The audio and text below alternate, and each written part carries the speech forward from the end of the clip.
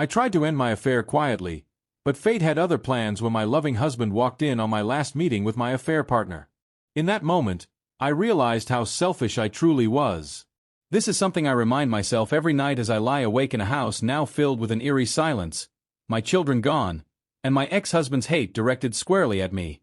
My entire family has been torn apart, and I can never escape the overwhelming guilt of what I did. It all began in 2015, when I was 39. I took my ex-husband for granted. He used to call me beautiful every day, wanted closeness, and treated me as an equal, not like a princess, but as a partner. We had been married for 20 years, having been high school sweethearts, and my family loved him. He was a good man, dependable and supportive, always there for others. We had 4 children together, 2 boys, now 18 and 16, and twin girls, 13. Despite gaining weight and feeling self-conscious, he always told me I was beautiful. We rarely argued, but when we did, it was about intimacy, something I wasn't always interested in. By the time I turned 39, I had spent a year transforming my body through yoga and Pilates, going from 180 pounds to 135. It was an incredible change, and my ex-husband joined me at the gym, though not as frequently. He lost 35 pounds, shaping his body, but despite his affection and efforts to be close, I wasn't in the mood. We tried everything, dinners, walks, dancing, but mentally, I just wasn't interested. I attributed it to early menopause, but the truth was I didn't want him. I became a one-and-done partner, and he was left wanting more, but I refused. We even tried couples counseling, but the selfishness I had buried inside me took over. Then, a new manager at work caught my attention. He was younger, handsome, and for some unknown reason, started showing interest in me. At first, I ignored it, but it quickly escalated from casual conversation to flirting. 2 months later, I flirted back. I found myself thinking about him all the time. It started as an emotional affair, but I didn't see it that way at the time. My ex-husband sensed something was wrong, and we had a huge argument. During that fight, when he tried to kiss me, I recoiled, not because of him, but because of the other man. That disgusted look I gave him was not toward my husband but toward myself, though I didn't know it yet. A week later, I arranged to meet the manager at a cafe. I planned to tell him I needed to end things, but before I could say anything, he kissed me. My mind went blank, and just like that, we started our 6-month affair. During that time, I was more eager and willing with him than I ever was with my ex. My ex and I still had intimacy occasionally, but it wasn't enough. I started distancing myself from him, nitpicking at his habits, belittling him. I was ashamed of how I treated him, but it took my brother's visit for me to fully comprehend what I had done. My ex had confided in him that he felt depressed, that he thought I didn't love him anymore, and that he was falling out of love with me. That moment snapped me back to reality. I immediately ended the affair, quit my job, and promised myself I would work to make things right with my husband. I was determined to fix the damage I had done and be a better wife. But when my affair partner came to my house to return some items from my office, I foolishly agreed to one last encounter. That decision was the beginning of everything falling apart. My ex walked in on us, and what followed was nothing short of a nightmare. In a flash, everything turned violent. My ex, devastated and enraged, attacked my affair partner. I screamed at him to stop, but in my desperation, I jumped onto my ex's back, which only resulted in me being slammed to the floor. Everything became a blur, and when I came to, I saw my affair partner bloodied and swollen, and my ex on the phone, speaking to the authorities. The police arrived, and my ex was arrested. At the hospital, my family's reaction was one of disbelief and shame. My father didn't speak to me, and my brother yelled at me, asking how I could do this to my ex. His family was furious, and my children refused to speak to me. The next months were a blur of legal proceedings, the trial, and more heartbreak. My affair partner's wife, whom I didn't even know existed, attacked me at the hospital. My ex filed for divorce, and my children were torn between their loyalties. My sons refused to speak to me, and my daughters rebelled, their anger directed at me. My life crumbled as I was blacklisted from my profession, and I had to start over in retail, barely making ends meet. The guilt and shame were unbearable, and there were days when I thought about ending it all. I sought therapy, and the therapist told me I had become too comfortable with my ex, treating him less as a husband and more like a convenient partner. I realized how true that was, but it didn't make the pain go away. Months turned into years, and I tried everything I could to make amends. My children started talking to me again, but it was never the same. My eldest son went to the same college as my ex and never wanted to speak to me. My younger sons followed suit, avoiding me. My daughters began to open up a bit more, but it wasn't without resentment.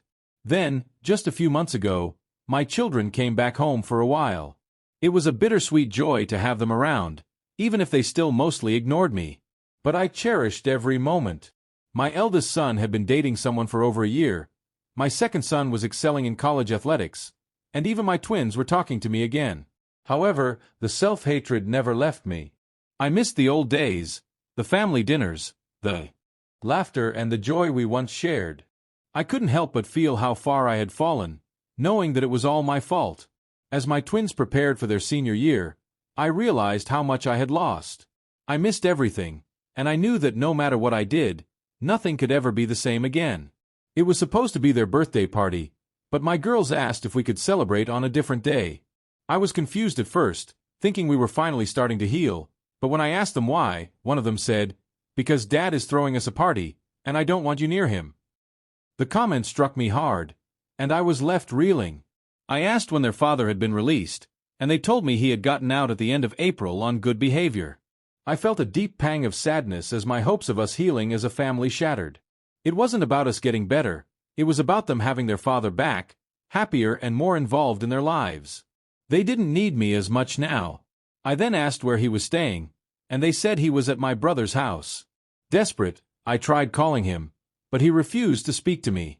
I went over to my brother's house, holding the letters I'd written over the years but never sent. When I saw him through the crack of the door, I called his name, but my brother immediately told me to leave. I handed him the letters and left, feeling my heart break with every step I took.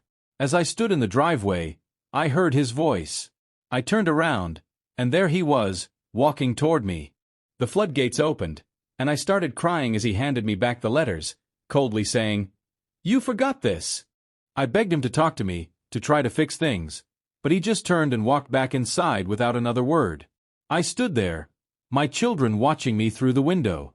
They didn't look at me with any love in their eyes anymore.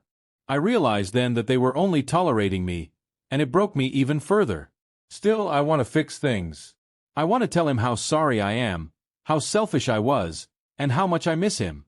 I want to apologize for destroying everything we had. I'm trying to move forward with my daily life, but it's hard when I know I've lost so much.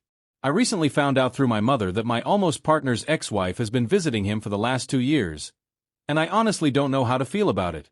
I don't care about her presence. I just want him to forgive me. I want to be able to talk to him, to have him beside me, to look at me the way he used to. I want my kids to see us together again, to have our family back. But I know I don't deserve that. Even if by some miracle we find our way back to each other, I know things will never be the same. I was selfish, and I wish I could take it all back. In response to my mother's post, I've always tried to keep my family's history a secret. My college friends don't know about my father's time in prison, and I've never had any desire to share it with them. However, one day, while walking around campus, I overheard a conversation that made my heart stop. It was about my family. The emotions came flooding back, and I knew I had to know more. After digging into it, I confirmed it was about us, which left me furious. I called my mother, and her emotional response led to an argument. I later visited my father and confessed everything, but that just led to another confrontation. Despite everything that's happened, I believe my father is a good man. He scolded me for disrespecting my mother, advising me that no matter what, I should always respect her. He's always shared how difficult it was growing up in the South Bronx, where pursuing an education made you a target. He had to step up after his father died from cancer when he was only 15, becoming a surrogate father to his 2 sisters. With no life insurance, he worked hard to contribute to the household while still attending school. My father considers himself fortunate that his mother remarried a good man, which allowed them to move to upstate New York for a better life. Back in the 90s, my dad's style, baggy clothes and a Puerto Rican flag shirt, made him the target of teasing. But instead of backing down, he fought back, gaining respect from his peers. That's how he met my mother. They attended the same college, and by the end of their freshman year, they were married. When I was growing up, my parents were affectionate, always holding hands and kissing. But by the time I reached my senior year in high school, things started to go awry. Despite everything, my father never placed my mother on a pedestal. He believed that women wouldn't respect a man who did that, and instead, he treated her as an equal, his best friend and confidant. His father and stepfather taught him the value of that. My dad, standing at 5 feet 11 inches and weighing 260 pounds, was always active and had a sense of humor.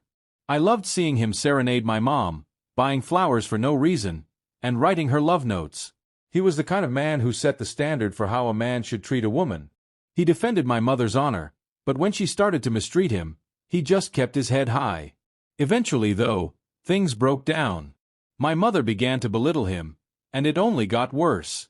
Despite my dad's success as a financial advisor, my mother's behavior toward him was hurtful, and the tension affected the whole family.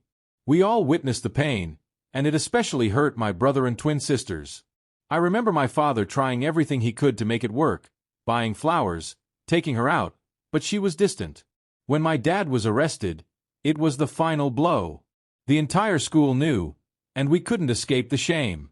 I remember the moment when my dad cried, asking for help over the phone, repeating how much it hurt that the love of his life had betrayed him. The trial was excruciating for all of us, and I'll never forget hearing my mother testify.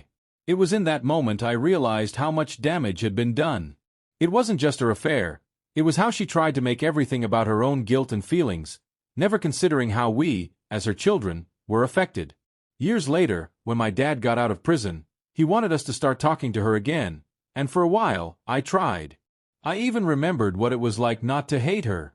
But then, when I found out my father had been seeing her ex for years, it all came flooding back. Mom, please stop pretending like you can fix everything. If you want to fix things with us, start by understanding that it's not about you feeling better, it's about us finding healing on our own terms.